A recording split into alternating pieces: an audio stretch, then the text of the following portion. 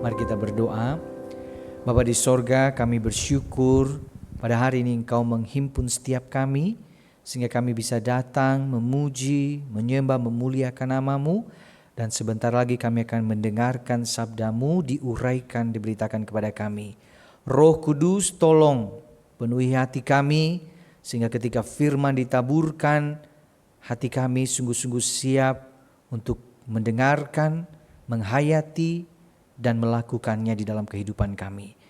Urapi hamba-Mu yang penuh kekurangan keterbatasan ini, pakai dengan kuasa-Mu Tuhan, sehingga apa yang disampaikan sesuai dengan isi hati-Mu. Di dalam nama Tuhan Yesus, Tuhan dan Juru Selamat kami yang hidup, kami berdoa. Amin. Shalom Bapak Ibu Saudara-saudari.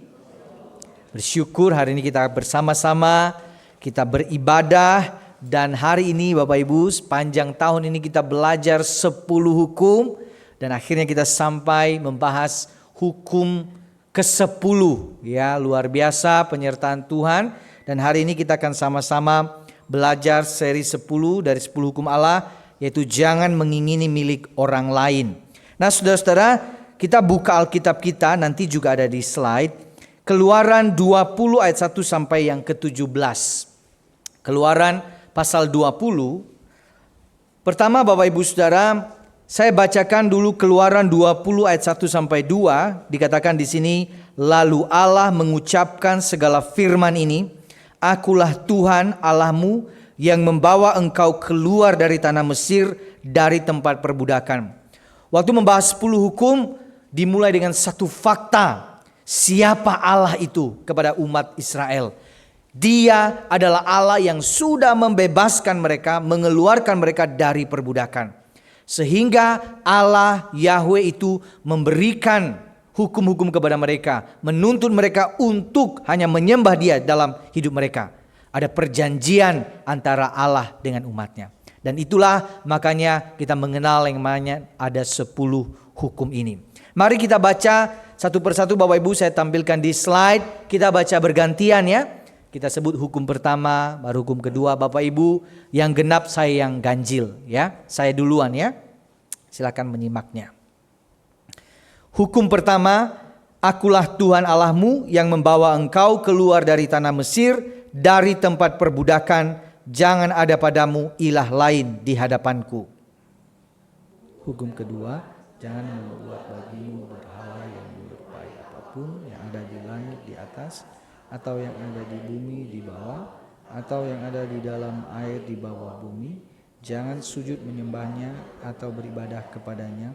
Sebab aku Tuhan Allahmu adalah Allah yang cemburu, yang membalaskan kesalahan bapa kepada anak-anaknya, sampai kepada keturunan yang ketiga dan keempat dari orang-orang yang membenci aku. Tetapi aku menunjukkan kasih setia kepada beribu-ribu keturunan, kepada mereka yang mengasihi aku dan yang berpegang pada perintah-perintahku. Hukum ketiga, jangan menyebut nama Tuhan Allahmu untuk disalahgunakan, sebab Tuhan akan memandang bersalah orang yang menyalahgunakan namanya.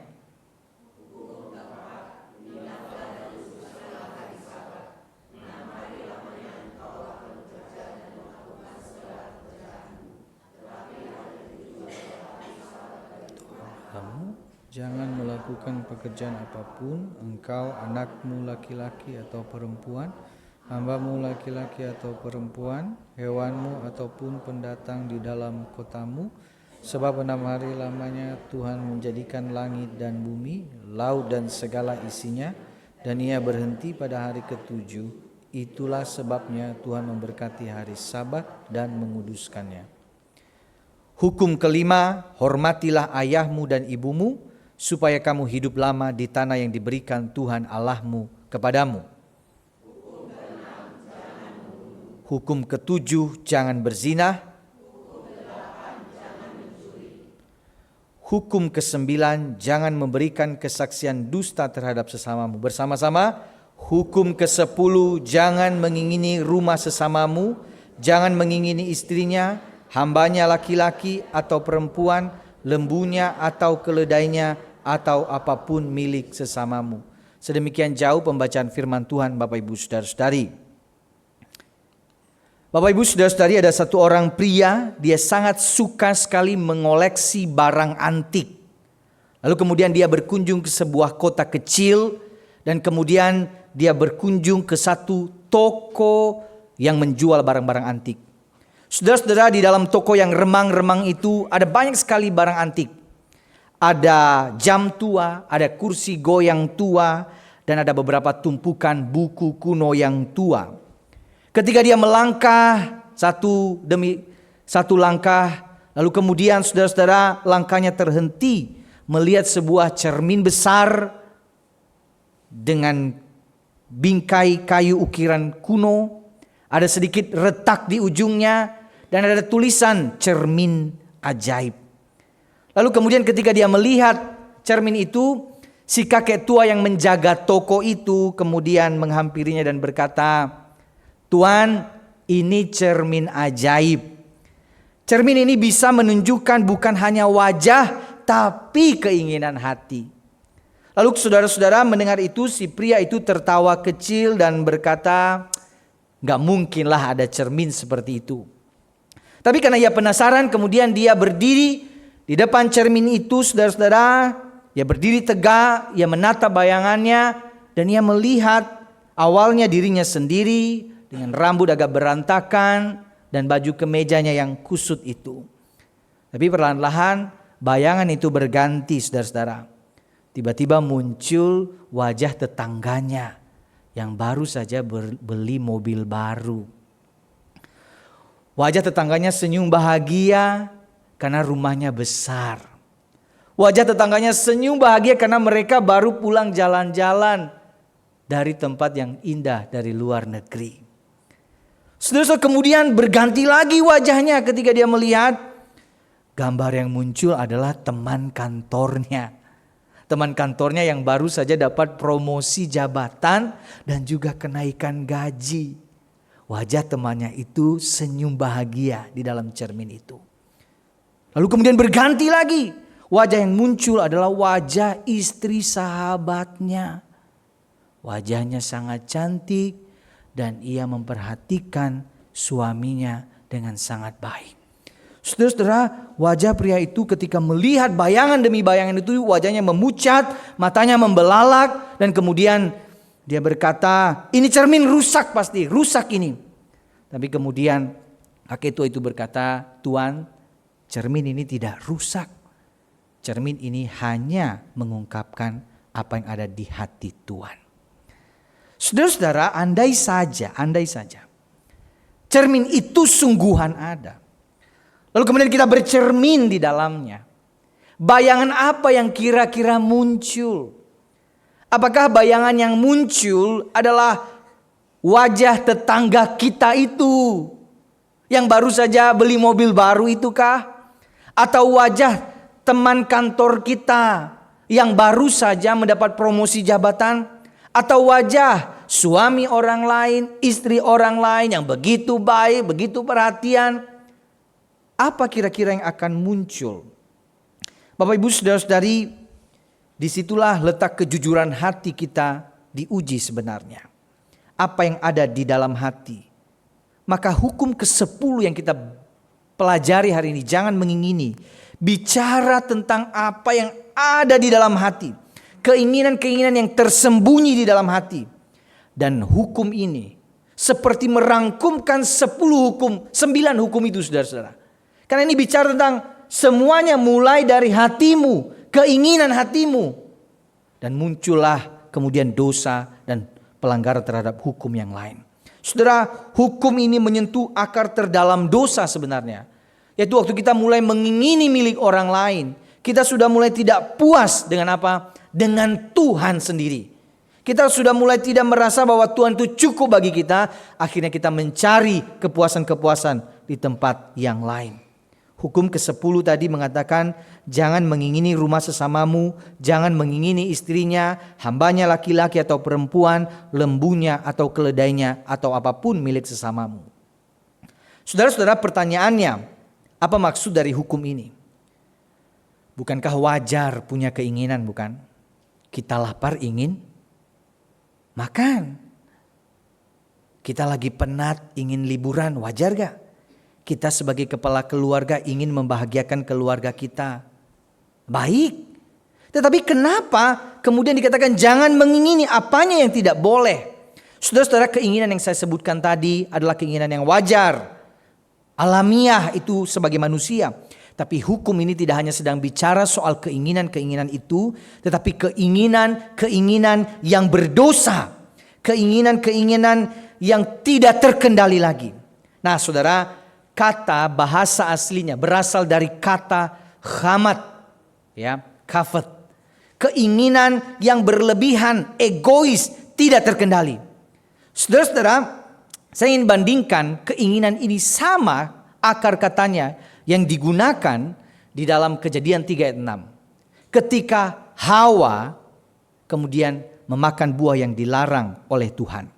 Dikatakan di sana perempuan itu melihat pohon itu baik untuk dimakan, menarik untuk dipandang, lagi pula pohon itu diminati, itu kata yang sama. Khamat itu. Saudara-saudara, ketika kita baca kisah tentang Hawa, saya mau tanya Bapak Ibu, mana yang berdosa? Hawa mengambil buah itu atau Hawa menginginkan buah itu? Mana yang disebut berdosa?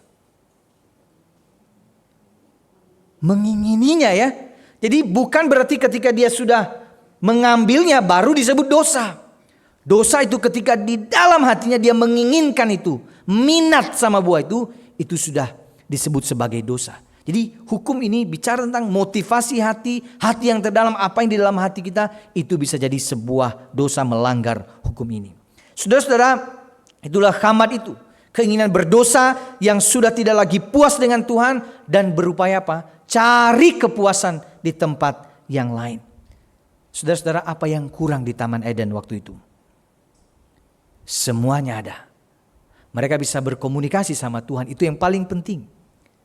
Lengkap semuanya. Mau apa? Ada. Tapi mereka tidak puas dengan Tuhan.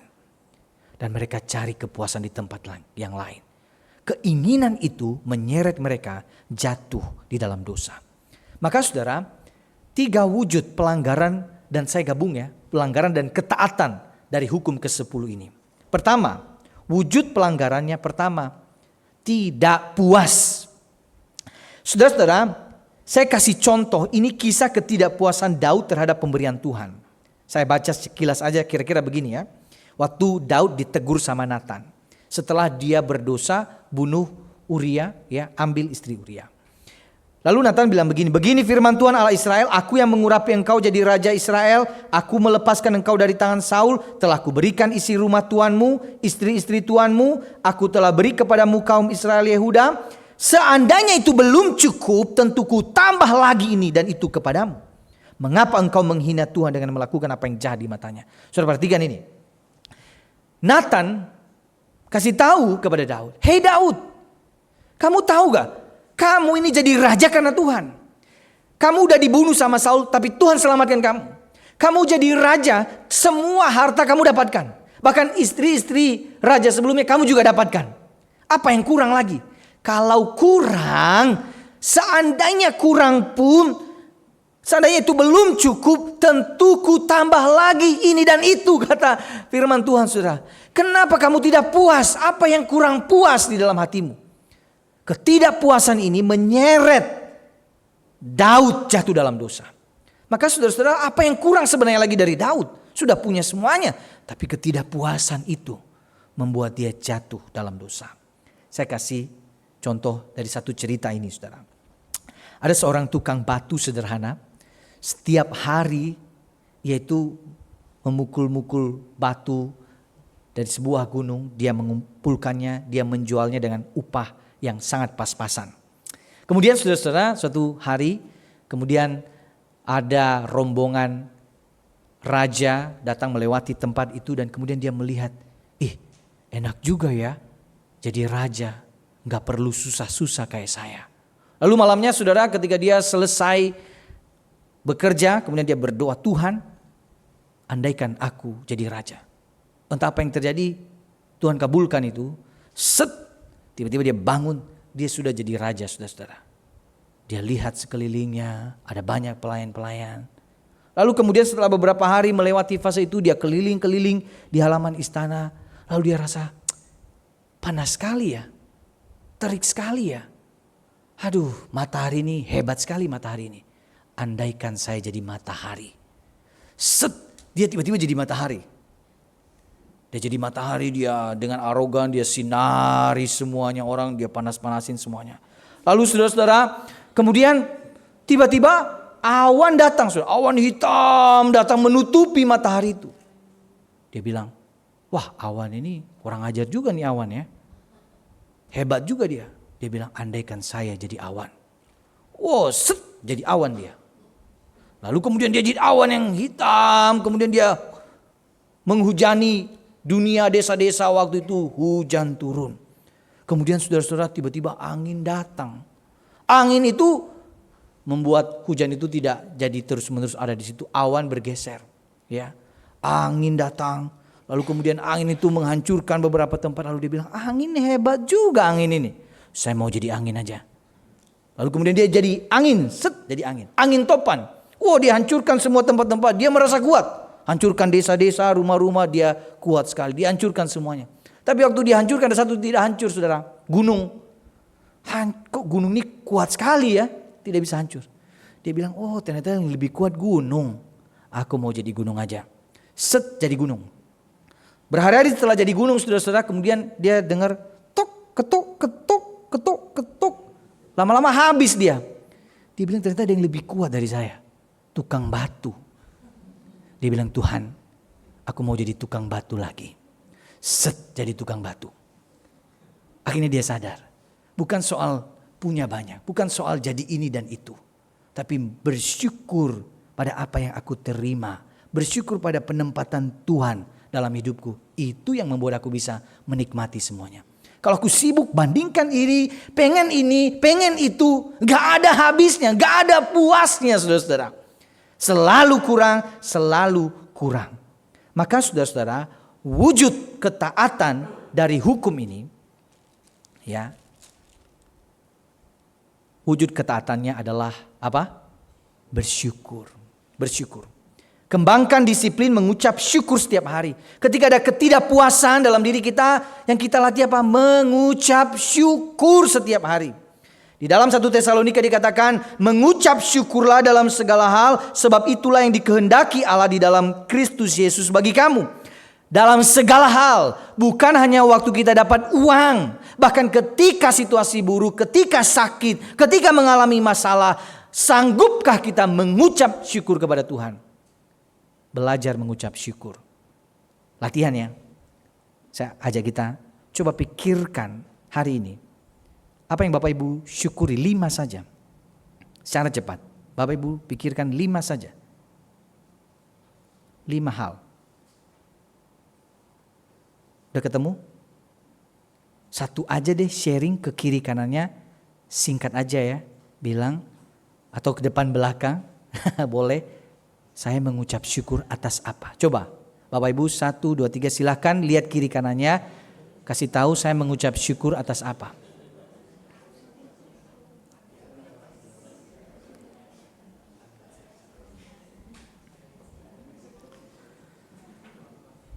Bapak Ibu saudara-saudari, ini mesti diajari, dilatih mengembangkan disiplin bersyukur ini. Karena dunia ini akan selalu mengatakan kepada kita, kurang. Sehingga kita gak puas sama sekali dengan apa yang kita miliki. Maka bersyukur. Tiap hari, saya mau ajak kita tiap hari setidaknya bangun pagi, ucapkan 5 yang bisa disyukuri. Sudah ada satu hal yang setelah berkali-kali kemudian saya baru sadar. Saya refleksikan, saya bersyukur sekali dengan kehadiran si abang tukang sampah. Saudara, beberapa waktu yang lalu saudara, saya lihat ke depan itu sampah banyak sekali.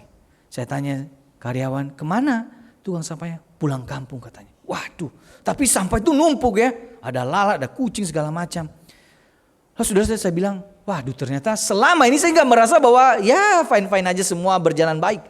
Tapi ketika dia datang pagi-pagi, saya biasa lari pagi saudara di sini.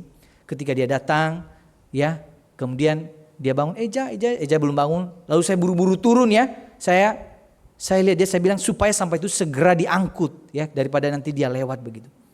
Kemudian dia ambil, Eja bangun, kemudian dia ambil, dan saya sungguh bersyukur. Saya bilang, Bang, thank you ya, terima kasih sudah angkut sampah-sampah ini. Selama ini saya nggak pernah mengatakan itu. Bahkan saya tidak tahu dia melakukannya. Tapi saya tahu kehadirannya sungguh-sungguh berharga. Bayangkan itu menumpuk berbulan-bulan. Saya pikir akan menjadi busuk sekali gereja ini. Maka hal-hal kecil mari kita syukuri. Syukuri. Kalau bapak-bapak masih dimasakin sama istri, bersyukur. Ya. Soalnya kalau mengeluh repot ya Bapak Ibu ya. Saudara-saudara. Ya. Yang kedua, apa wujud pelanggarannya apa? Serakah. Ada satu kisah Akan yang serakah yang tidak taat pada firman Tuhan ketika mereka menaklukkan Yerikho. Tuhan perintahkan kepada umat, ini dia bilang, semua harus dimusnahkan, satu pun tidak boleh diambil. Tapi apa yang terjadi? Akan akhirnya akui. Awalnya gak akui ya. Dia ambil saudara-saudara. Apa? Dia bilang, aku melihat di antara barang-barang jarahan itu jubah yang indah, buatan Sinear, dan 200 sikal perak dan sebatang emas yang 50 sikal beratnya. Aku mengingininya. Maka ku ambil dan ku sembunyikan di dalam kemahku. Dan kemudian itu jadi petaka. Mereka melawan Ai, mereka kalah saudara-saudara. Jadi betapa ngerinya keserakahan itu. Ya, ketika tidak ada lagi kepuasan, merasa tidak ada rasa kecukupan, akhirnya membawa petaka dalam dirinya. Saya kasih satu video. Ini ketika saya lihat video ini, mungkin saudara pernah lihat, tapi mungkin bisa menggambarkan apa yang ada dalam hati kita. Silakan tunjukkan videonya ya.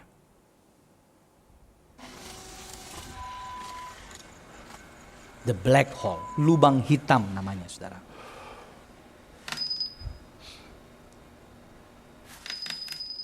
Jadi ada satu kertas ya muncul dari mesin fotokopi itu.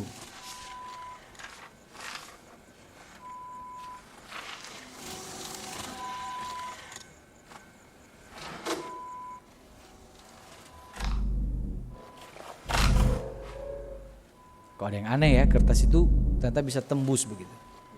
Namanya film ya.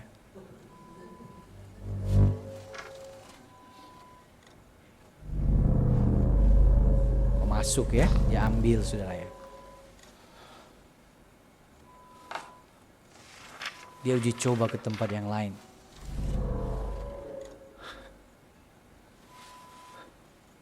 Nah, itu mirip kulkas kantin kita saudara ya, jadi boleh dicoba nanti.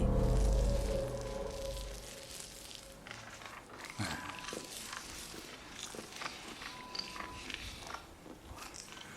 Terus dia lihat ya, di dalam itu ada brankas saudara-saudara.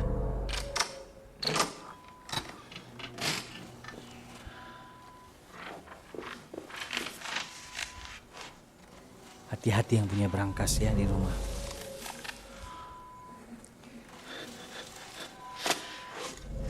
Ambil segepok, kurang saudara, kurang ya. Ambil lagi, pengen habisin semuanya.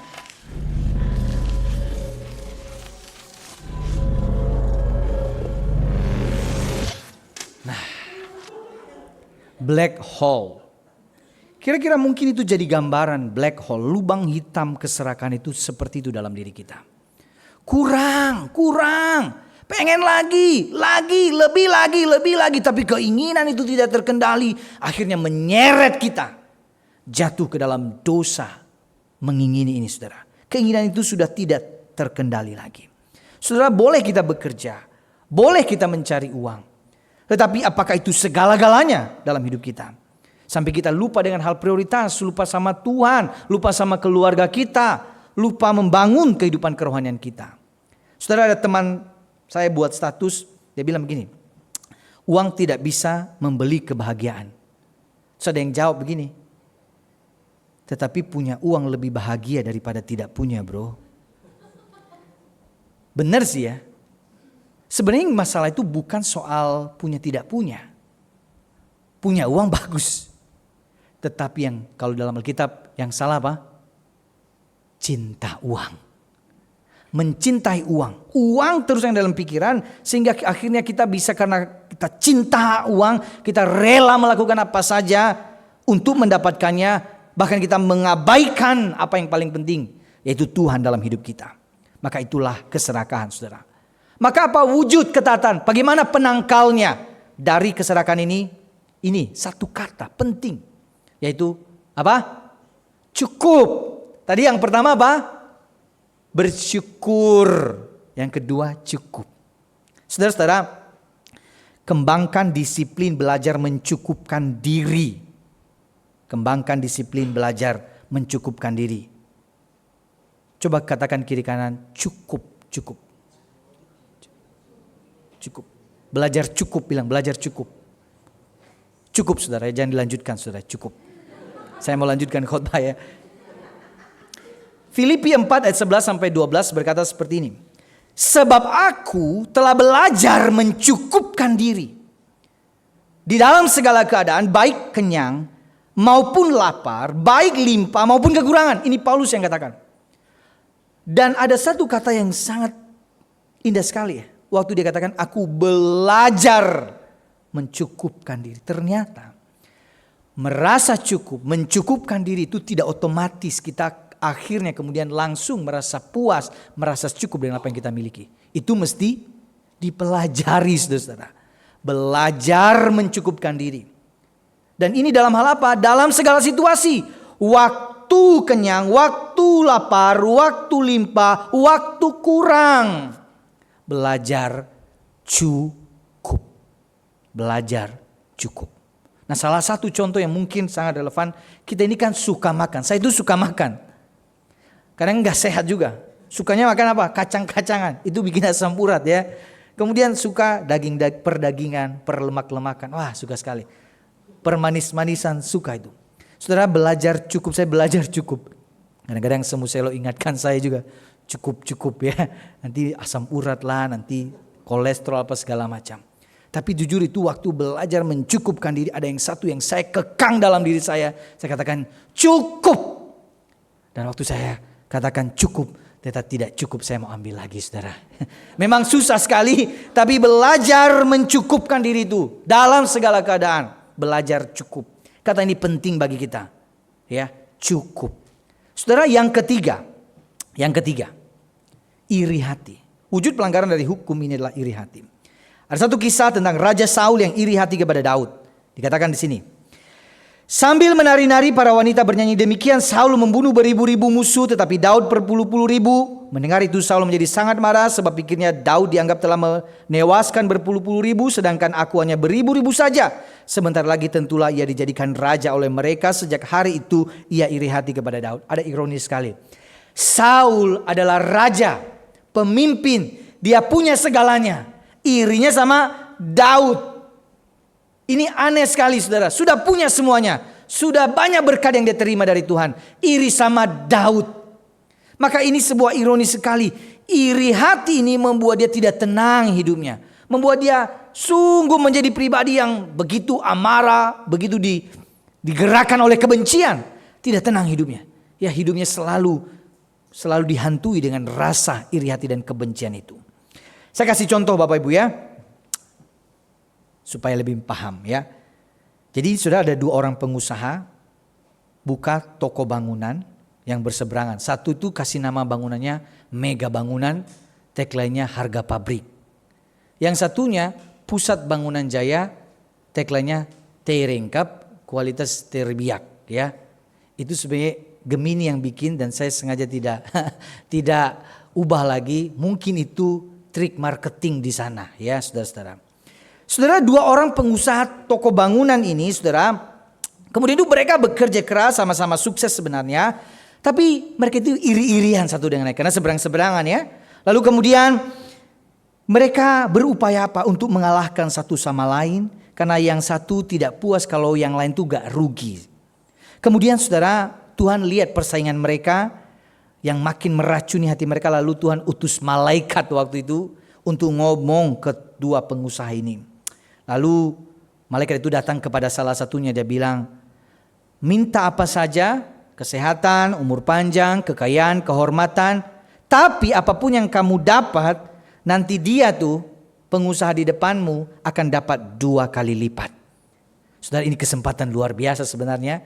Dia bisa jadi kaya raya. Walaupun yang lain kaya, tapi dia tetap kaya raya. Dia akan tetap mendapatkan harta yang berlimpah. Dia akan mendapat kebijaksanaan, umur panjang, keluarga yang bahagia. Tapi saudara, ia ini tidak memikirkan apa yang ia miliki. Ia hanya memikirkan apa yang tetangganya miliki. Setelah berpikir sebentar, dia pikir-pikir, lalu dia ngomong ke malaikat itu, kalau begitu buatlah aku kehilangan separuh kekayaanku. Supaya apa? Sainganku dapat kehilangan seluruh kekayaannya. Saudara, iri hati itu tersembunyi menyelip di hati kita. Rahasia yang bersembunyi di dalam hati kita. Bekerja dalam hati dan pikiran kita melalui proses apa? Membanding-bandingkan diri sama orang lain. Iri hati memfokuskan kita pada apa yang dimiliki orang lain dan tidak puas dan tidak mensyukuri pemberian Allah dalam hidup kita. Dan orang lain ini, saudara ingat, orang lain ini bukan yang jauh di sana. Kita kan gak mungkin iri sama Mark Zuckerberg, Bill Gates, kita gak mungkin iri kan. Kita gak mungkin iri sama konglomerat. Atau ada lagunya, kalau ada 9 naga, gak mungkin iri sama mereka. Gak mungkin, saudara-saudara. Gak mungkin iri sama orang yang tidak kita kenal. Tapi orang yang berpotensi kita iriin itu siapa? Orang dekat kita. Bahkan keluarga kita sendiri. Koko, cici kita bisa iri sama mereka. Iri itu teman kantor kita. Iri sama siapa? Tetangga kita. Bahkan teman gereja kita. Kita bisa iri sama mereka. Kok mereka bisa lebih mencapai hal-hal yang lainnya, yang lebih baik dari saya. Dan hari-hari ini yang kita iri ini tuh jauh lebih banyak, saudara. Soalnya yang mendekat lebih banyak. Dengan adanya media sosial, yang dulu saya gak kenal, tiba-tiba saya kenal. Saya lihat kok mereka jalan-jalan terus, kok mereka beli barang baru. Makin iri, makin tidak puas, makin membanding-bandingkan diri dengan orang lain. Saudara-saudara, salah satu cara mendeteksi ada iri dalam hati kita itu SMS. Senang melihat orang susah, susah melihat orang senang. Kalau ada, saudara, deteksi itu. Saya jujur ya, kadang-kadang ada itu SMS itu dalam hati saya. Kok dia bisa lebih baik begitu ya? Dan segalanya. Itu benih-benih iri hati namanya. Jangan sampai mengakar. Mengerikan kalau mengakar. Ya, itu akan menghancurkan jiwa kita. Hati-hati kalau ada benih-benih iri hati. Jangan dipupuk. Karena begitu akan sangat menghancurkan kita. Kalau saudara rasa ada hal itu dalam hati kita, kita datang akui sama Tuhan, kita bertobat. Tuhan mau kita itu hidup dalam rasa puas dan syukur, saudara. Ada satu orang, Harold Caffin, dia ini saintis advance, saudara. Baca sama-sama bahasa Indonesianya 1, 2, 3. Iri hati adalah seni menghitung berkat orang lain, bukan berkat diri sendiri. Art, seni. Kita hitungin apa yang dia sudah dapat. Lupa dengan berkat kita, akhirnya kita jadi kesel sendiri, iri sendiri. Maka saudara-saudara, itu akan membuat orang menjadi hancur jiwanya. Ada orang-orang loh saudara ya, hidupnya itu benar-benar dikuasai oleh iri hatinya. Dan begitu mengerikan sekali. Sedih sekali jadi orang seperti itu. Maka apa wujud ketaatannya dari bagian ini? Yaitu apa? Kasih. Apa yang kita kembangkan? Kembangkan kasih dan rasa empati pada sesama. Maka dikatakan bersuka cita dengan orang yang bersuka cita. Kalau ada orang lain, teman kita, sahabat kita, teman gereja kita, keluarga kita dapat pencapaian lebih maju, bersuka cita katanya. Mudah gak ini? Bukan cuma mulut loh, bersyukur sama Tuhan. Terima kasih Tuhan, dia sudah maju. Terima kasih Tuhan, keluarganya harmonis. Terima kasih Tuhan, anak-anaknya masuk perguruan tinggi yang baik. Terima kasih Tuhan, dia dapat cum laude. Terima kasih Tuhan, usahanya banyak cuannya. Thank you Tuhan, sudah Tuhan berkati orang itu. Bersukacita dengan bersukacita. Dan yang lain adalah menangis dengan orang yang menangis. Jangan tertawa ketika dia mengalami penderitaan. Saudara, kalau ada orang yang tidak kita sukai, Kemudian kita dengar kabarnya. Kabar burung katanya usahanya bangkrut. Jujur seneng gak? Hati terdalam kita seneng gak? Kalau iri hati itu muncul awalnya mungkin senang. Tapi saudara kalau itu ada langsung balik sama Tuhan dan katakan, Tuhan aku sedih. Kenapa dia mengalami hal itu? Maka bersukacita, ketika orang bersukacita, menangis dengan orang yang menangis. Saudara-saudara, pertanyaannya saudara. Kalau hari ini firman itu seperti cerminan di hati kita. Pertanyaannya, bagaimana dengan hatimu? Apa yang ada di hatimu Bapak Ibu? Apakah ada syukur di sana? Apakah ada puas di sana? Apakah ada kasih di sana? Apakah ada rasa cukup di sana? Atau yang ada, aku tidak puas. Ada iri hati yang masih bercokol di sana. Ada keserakahan yang masih nempel di dalam hati saya. Saudara-saudara, saya ingin mengajak kita. Ambil waktu ini kita mengevaluasi hati kita, kedalaman hati kita. Saya ajak kita bersama-sama ambil waktu berdoa secara pribadi di hadapan Tuhan.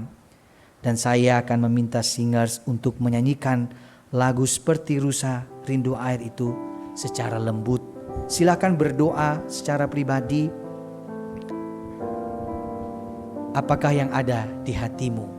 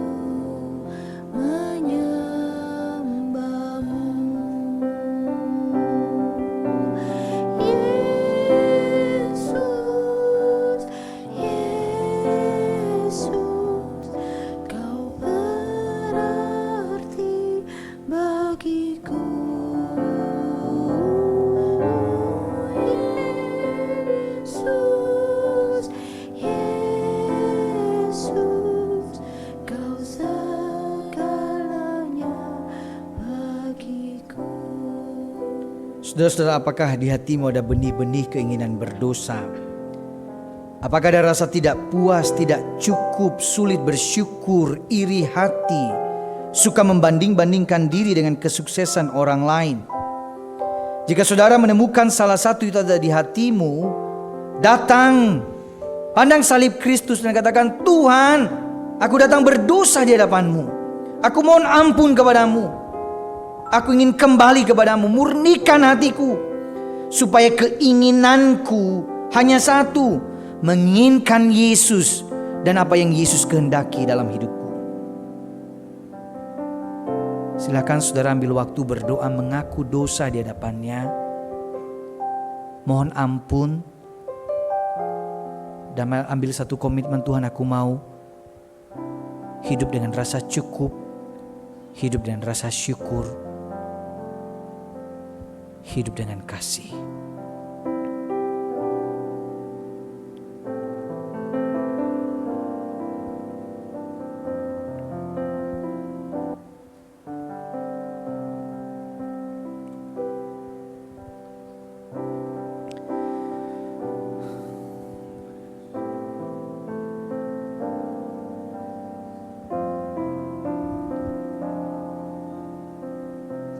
Saudara-saudara, sepanjang tahun ini kita belajar 10 hukum Allah. Dan waktu kita belajar hukum demi hukum, kita sadar betapa sulitnya memenuhi hukum ini. Betapa kita mudah jatuh dan terjatuh di dalamnya. Saudara, ketika kita belajar 10 hukum Allah, hukum-hukum ini menyingkapkan kepada kita Allah yang kudus dan kita orang berdosa. Dan melalui hukum ini kita sadar satu hal, saya butuh juru selamat. Saya butuh Yesus. Tanpa Yesus binasa hidup saya. Tanpa Yesus matilah saya. Saya akan menjadi dimurkai oleh Allah. Tapi saya bersyukur Yesus ada memenuhi segala hukum Taurat, menggenapi hukum Taurat itu, sehingga hari ini saya dan saudara dinyatakan benar dan dimampukan untuk hidup benar di dalam jalan kebenaran Allah. Oleh karena itu saudara-saudara, saja kita bersyukur satu hal. Syukuri tentang Yesus, pengorbanan Yesus dalam hidupmu. Katakan itu saudara, bersyukur atas pembebasan yang Tuhan lakukan, karya salibnya dalam hidup kita. Kaum wanita akan bernyanyi, dan silahkan kaum pria naikkan, katakan syukurmu kepada Yesus.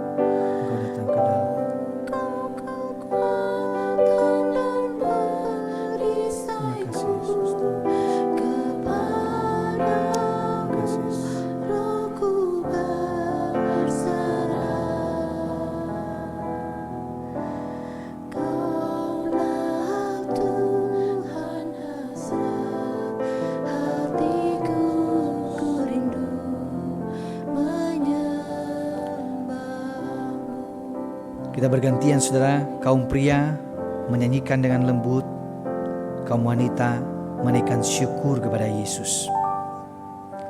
Seperti rusa rindu sungaimu, jiwaku rindu Engkau. Kaulah Tuhan hasrat hatiku, ku rindu menyembahmu. Engkau kekuatan dan perisaiku, kepadamu rohku berserah. Kaulah Tuhan hasrat hatiku, ku rindu menyembahmu. Sama-sama katakan Yesus, Yesus. Yesus, Yesus, Kau berarti bagiku. Yesus, Yesus,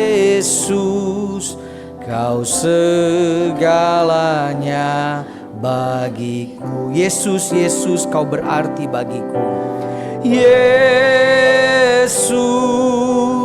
Yesus, Kau berarti bagiku.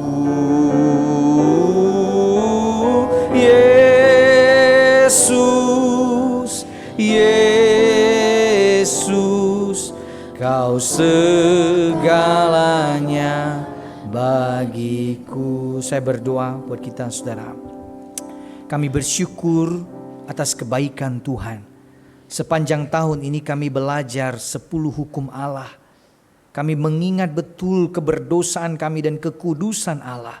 Kami sadar betul ketidaksanggupan kami untuk memenuhi hukum ini. Dan kami bersyukur atas Yesus yang telah hadir menebus setiap kami, membebaskan kami dari tuntutan hukum Taurat. Hari ini kami juga bersyukur untuk segala penyertaan-Mu dalam hidup kami Tuhan. Bersyukur untuk segala kesulitan, kedukaan, tangisan yang kami alami sepanjang tahun ini. Kami bersyukur Engkau tidak meninggalkan kami. Engkau menyertai kami. Kami bersyukur untuk rumah yang kami tinggali. Kami bersyukur untuk makanan setiap hari yang kami masih bisa nikmati. Kami bersyukur untuk pekerjaan yang masih Tuhan berikan. Kami bersyukur untuk uang yang masih Tuhan sediakan. Kami bersyukur untuk keluarga kami. Kami bersyukur untuk keluarga kami. Bersyukur untuk papa, mama, istri, suami. Kami bersyukur untuk kehadiran anak-anak kami. Kami bersyukur untuk teman-teman di gereja, komunitas di gereja. Terima kasih Tuhan. Kami seringkali mengabaikan, melupakan hal-hal kecil ini. Dan seringkali kami tidak bersyukur kepada Tuhan. Hari ini firman-Mu mengingatkan kami. Firman-Mu memurnikan kembali hati kami. Supaya kami puas dengan Tuhan. Bersyukur, merasa cukup dengan apa yang Tuhan sudah berikan. Karena kami tahu Tuhan cukup bagi kami. Dan kami bersyukur Tuhan hari ini mengingatkan setiap kami. Biarlah Engkau berkati setiap jemaat-Mu ya Tuhan. Berkati, tolong jemaat-jemaat-Mu dalam segala apa yang mereka kerjakan, apa yang mereka gumulkan hari ini. Biarlah mereka tetap bersandar mencari Tuhan dalam hidup mereka.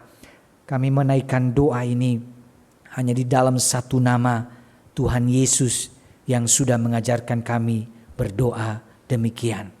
Bapa kami yang di sorga, dikuduskanlah nama-Mu, datanglah kerajaan-Mu, jadilah kehendak-Mu di bumi seperti di sorga. Berikanlah kami pada hari ini makanan kami yang secukupnya, dan ampunilah kami akan kesalahan kami, seperti kami juga mengampuni orang yang bersalah kepada kami. Dan janganlah membawa kami ke dalam pencobaan, tapi lepaskanlah kami daripada yang jahat. Karena Engkau yang punya kerajaan dan kuasa dan kemuliaan sampai selama-lamanya. Amin.